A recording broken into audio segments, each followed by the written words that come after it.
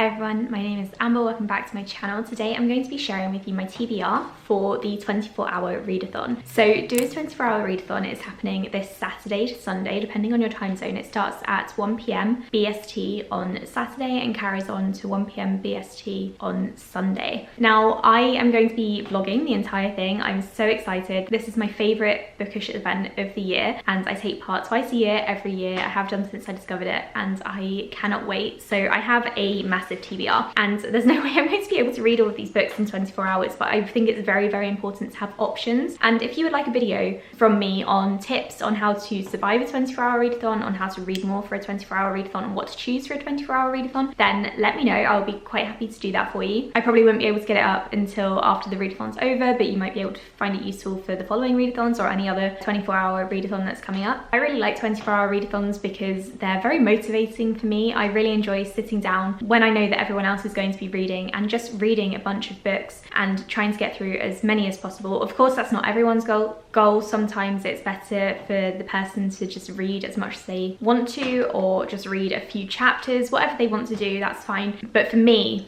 I feel very motivated to try to finish as many smaller books as possible. So I have a bunch of options here. I normally try to go for thrillers for the 24-hour readathon, but I do have a few other genres here just in case I'm in the mood for something, because it's very important for me to mood read, because otherwise I get into a slump and I can't make it past hour 8. So first of all, I just want to mention a couple of books that I have on NetGalley that I might be reading. First one is The Maidens. This is by the author of The Silent Patient, and I flew through that first book, so I'm fully expecting to fly through this one. This one doesn't come out until June or July, I think. So I'm not entirely sure I will read it for this readathon, but it's an option. I might get to it if I really want a fast-paced thriller. I also have Malibu Rising by Taylor Jenkins Reid, and I will be doing a Taylor Jenkins Reid reading project where I read all of her books and decide which one is best. So stay tuned for that if you are interested. So I may not end up reading it this weekend because I might want to read her other books first and then get to that one so I can kind of see her writing progression. But again, that's an option. I'm probably going to speed through that one as well, so it might be a good one for the readathon. Another one that I have here is one that is part of a series that I've been reading throughout the year, and I've read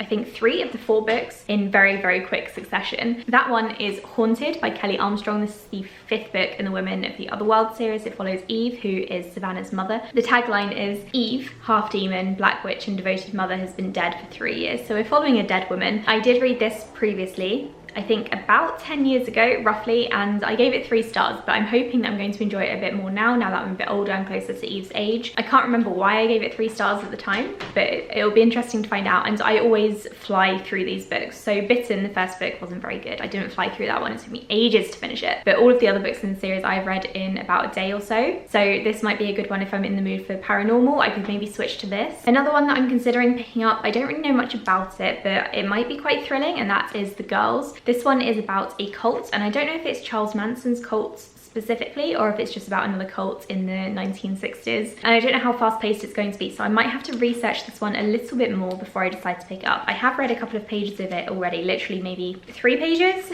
and I wasn't bored, but it wasn't super hooking or fast-paced, so I don't know, I might end up enjoying it. It just depends what I'm in the mood for. Another one that I have is a thriller contemporary mystery sort of thing, and it's Monday's Not Coming. This one I am expecting to be super hard-hitting, so I don't know if it's a good choice for a 24-hour readathon. I'm expecting to fly through it, I'm expecting to love it, but I don't know if I want to be emotionally wrecked during a 24-hour readathon where I have other stuff to do. So this one is about a girl called, I don't know her name, but her best friend Monday disappears, and I think the main character starts investigating and has to try to figure out what happened to her friend, and it's dealing with her grief and sadness over her friend going missing. So I'm really looking forward to reading this one. I'm also doing a project on Tiffany D. Jackson's books, and I'm going to read all of her books, and I'm going to decide which one is best, but that will be coming towards the autumn, I think, because she has a new book coming out in September or October, so I need to get the timing right on that one. I'm dying to read this. I'm sure I'm going to give it 5 stars, but I don't know if I want to do it for a 24-hour readathon. The next one I have is one of the shortest ones on my TBR, and that is How to Stop Time by Matt Haig. This one is about a guy who has been alive for centuries. How old is he? It says Tom Hazard may look like an ordinary 41-year-old history teacher, but he's been alive for centuries.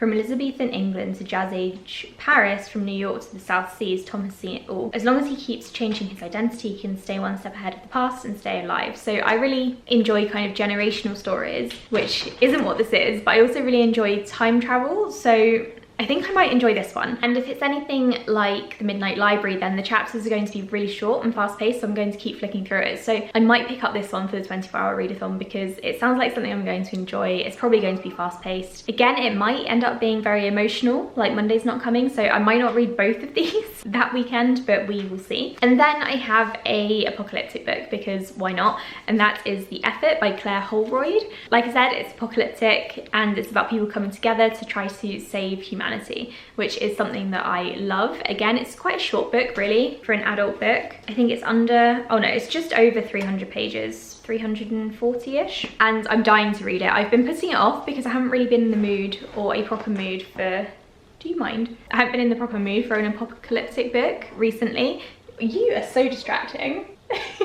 But I think maybe the time has come and I'm really looking forward to reading this one, possibly for the 24-hour readathon. Again, I think it'll be a really good one as long as it's fast paced. I don't know how kind of literary it is or how action packed. Again, I have a feeling I'm going to love it. I cannot wait to read it. So this is definitely on the cards for the weekend, possibly. So this is my stack. I was also considering picking up a couple of audiobooks because I'm in the middle of a couple. I don't know if that's a good idea or not. I do have The City of Brass on audio and I haven't read it yet. So maybe that's an option. I could start it perhaps if I kind of get into a bit of a reading slump. And what else do I have? I've got a few non-fiction books, but I don't think non-fiction is really for me during a 24-hour readathon. It's not very fast paced and I need to properly focus on non-fiction, whereas for a reread, I don't really. I could also pick up a reread of The Long Way to a Small Angry Planet, even though I only read that in January, but that's always an option too. I don't know, I've just got so many options for this readathon. This always happens. I always have so many books that I want to read, but that enthusiasm does really keep me going and I do end up usually reading 2 to 3 books. So I'm really excited. I hope you guys are too. Thank you for watching this TBR. Let me know if you guys are taking part in the 24-hour readathon in the comments below. Let me know what you'll be reading, particularly which book you'll be starting with, because I think the starter book is definitely the most important book for me. I need to pick something really fast paced, something that's not going to upset me, and probably not a fantasy book. Thank you so much for watching and I'll speak to you all in the next video. Bye.